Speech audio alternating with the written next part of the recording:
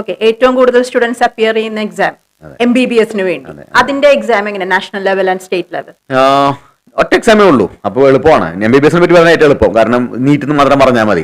23-24 ലക്ഷം കുട്ടികളാണ് ഓരോ വർഷവും MBBS ട്രൈ ചെയ്യുന്നത്. അപ്പൊ നീറ്റ് UG എക്സാം എഴുതുന്നത് അത് നമുക്ക് ഏകദേശം ഒരു മെയ് മാസത്തിലാണ് എക്സാം ഉണ്ടാവുന്നത്.